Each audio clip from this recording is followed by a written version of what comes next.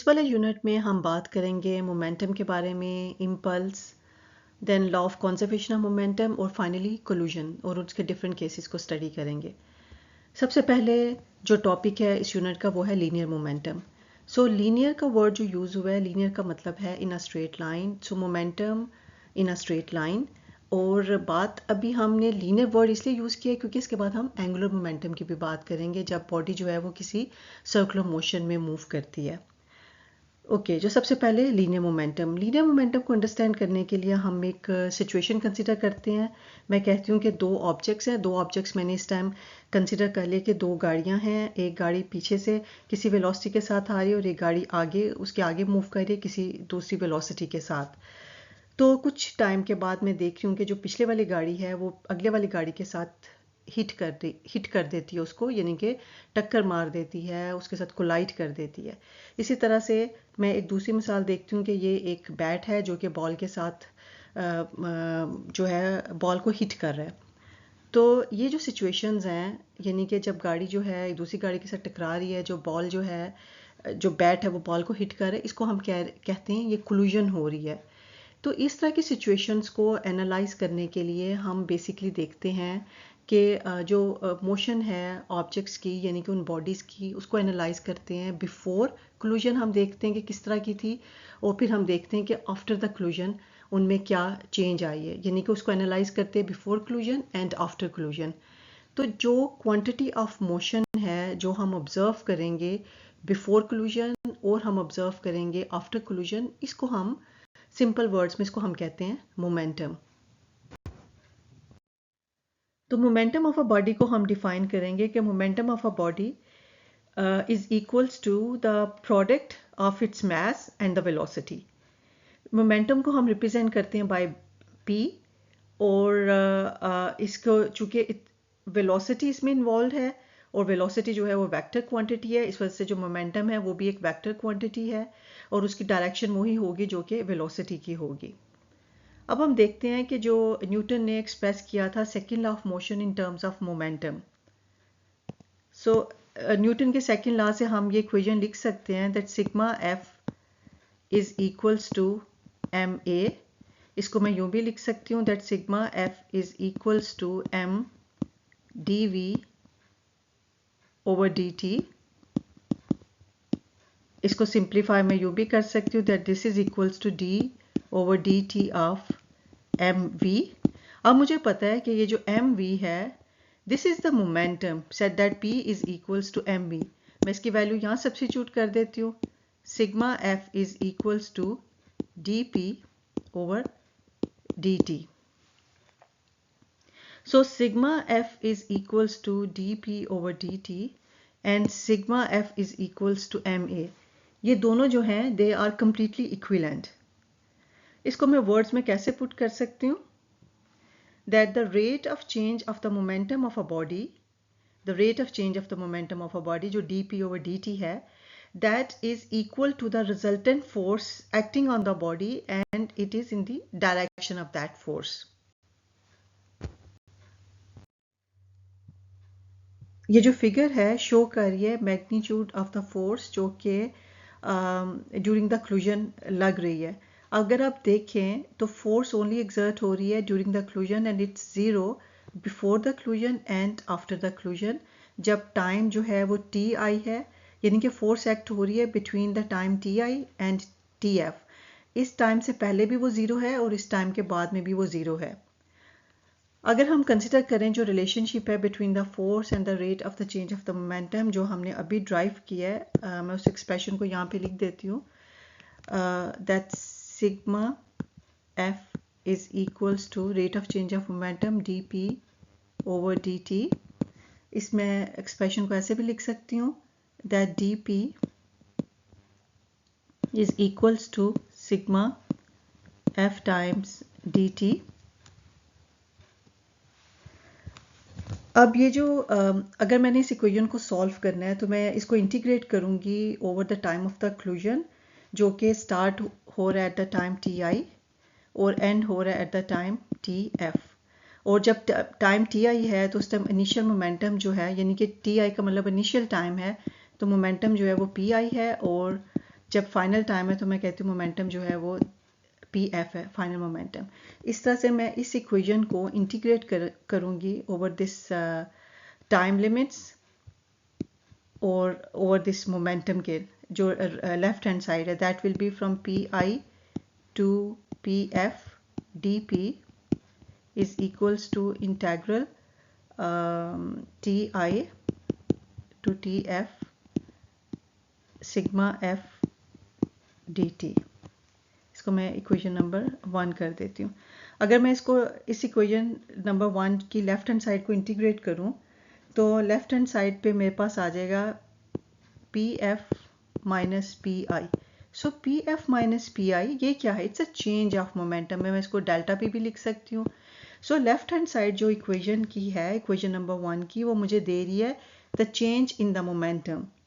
और right hand side जो है, राइट हैंड साइड हमें क्या बता रही है? राइट हैंड साइड बेसिकली मुझे बता रही है स्ट्रेंथ ऑफ द फोर्स, और वो जो फोर्स जो स्ट्रेंथ है वो कितनी, उसकी ड्यूरेशन क्या है, स्ट्रेंथ ऑफ द फोर्स की ड्यूरेशन क्या है, यानी कि टाइम क्या है, उसके बारे में बता रही है। तो ये जो बेसिकली जो राइट हैंड साइड है, इसको मैं यहाँ पे एक नई टर्म डिफाइन करूँगी जिसको मैं कहूँगी इम्पल्स। सो इम्पल्स को मैं रिप्रेजेंट करूँगी by J. So J is equals to integral T I to T F sigma F D T. So impulse जो है वो भी एक वेक्टर क्वांटिटी है, और उसकी जो डायमेंशंस और उसकी जो यूनिट्स हैं वो सेम होंगे जो कि मोमेंटम के होंगे। और ये जो इक्वेशन है ऊपर वाली इक्वेशन, ये इक्वेशन नंबर 1, इसको मैं इन टर्म्स ऑफ द मोमेंटम फिर कैसे लिख सकती, इन टर्म्स ऑफ कहना चाहिए इम्पल्स में किस तरह से लिख सकती हूँ? That J net is equals to integral sigma F D T है।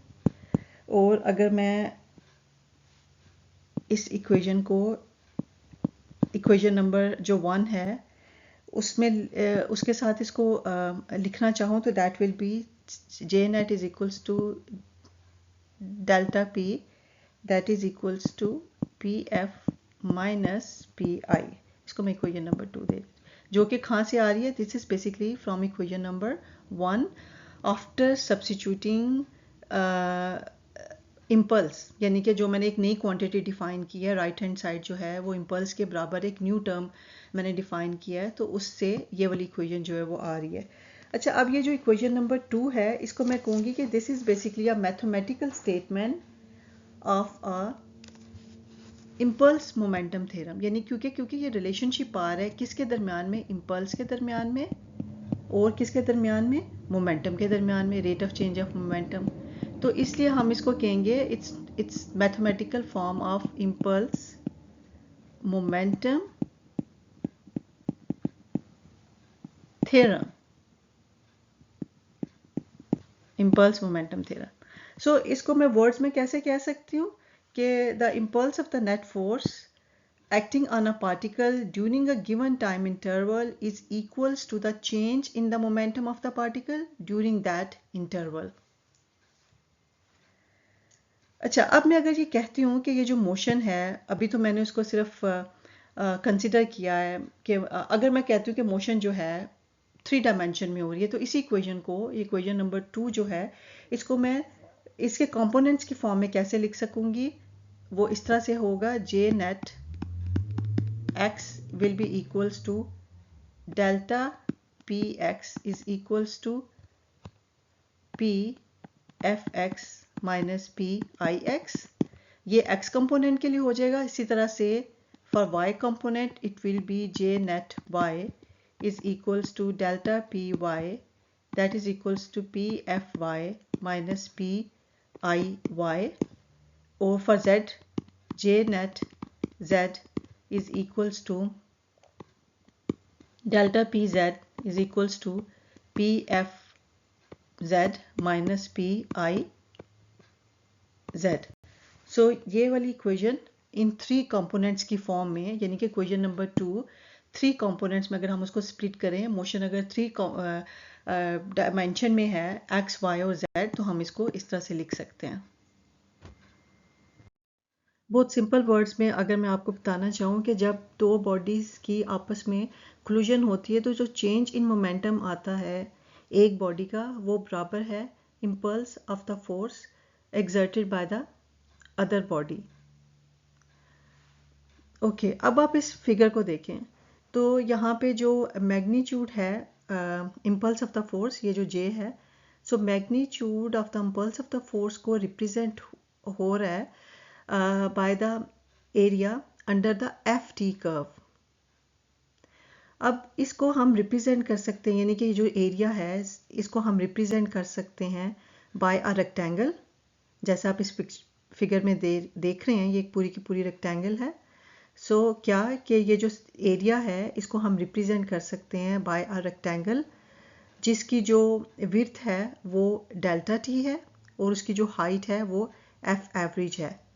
तो यहाँ से मैं इम्पल्स जो है इम्पल्स ऑफ द फोर्स लिख सकती हूँ that J is equals to F average times delta T, क्योंकि एरिया जो है रेक्टेंगल का वो क्या होता है लेंथ टाइम्स विड्थ, तो विड्थ जो है वो डेल्टा टी है और हाइट जो है वो एफ एवरेज है। तो यहाँ से आप ये एक्सप्रेशन लिख सकते हैं। अच्छा, अब बिल्कुल फाइनल बात जो इस यूनिट में मैं करना चाहूँगी वो ये है, या इस टॉपिक में आप कह लो, कि जब भी कोई क्लूजन होती है तो हम निगलेक्ट कर देते हैं एक्सटर्नल फोर्सेस के अफेक्ट को, सिर्फ और सिर्फ जो इम्पल्सिव क्लूजन फोर्सेस होती हैं हम उनको कंसिडर करते हैं। जैसा कि आपने देखा होगा कि जब भी कोई बैट है वो बॉल के साथ टकराता है तो हमारे इर्द गिर्द की जो एनवायरनमेंट है उसमें और एक्सटर्नल फोर्सेस हैं, जैसे ग्रेविटी है, फ्रिक्शनल फोर्स है, तो उसके इफेक्ट को हम इग्नोर कर देते हैं और सिर्फ जो इम्पल्सिव क्लूजन फोर्सेस होते हैं उसको कंसिडर करते हैं।